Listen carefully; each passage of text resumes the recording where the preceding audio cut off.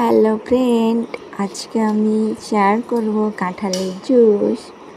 তো চলো শুরু করা যাক।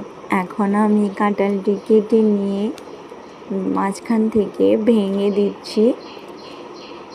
দেখুন, মাঝখানের ডাঁটাটি তুলে নেব।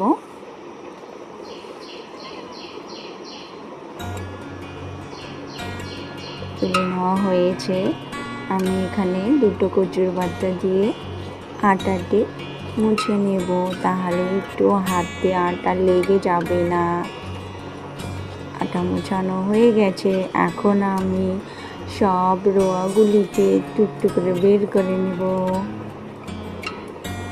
তোমরা কারা কারা আমার মতো কাঁঠালের জুস খেতে পছন্দ করো কমেন্ট করে জানিও কিন্তু। আমার এখানে রোয়া তুলে নেওয়া হয়েছে, তো আমরা এখন রোয়াগুলিকে জুস করে নিচ্ছি।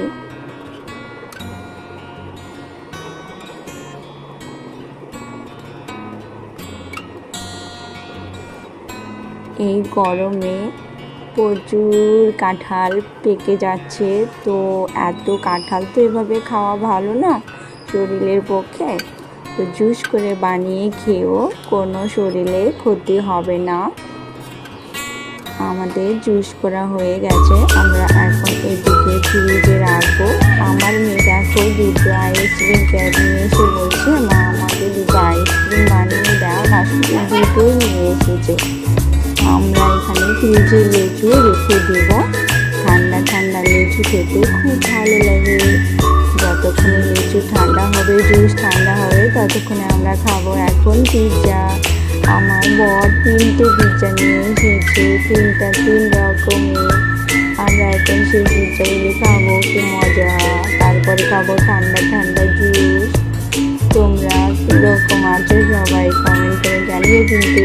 আর আমার জুস বানানো কীরকম হয়েছে কমেন্ট করে অবশ্যই জানাবা। ভিডিও ভালো লাগলে একটু সাবস্ক্রাইব করে পাশে থেকো। তোমরা জুস বানিয়ে খেও। টাটা।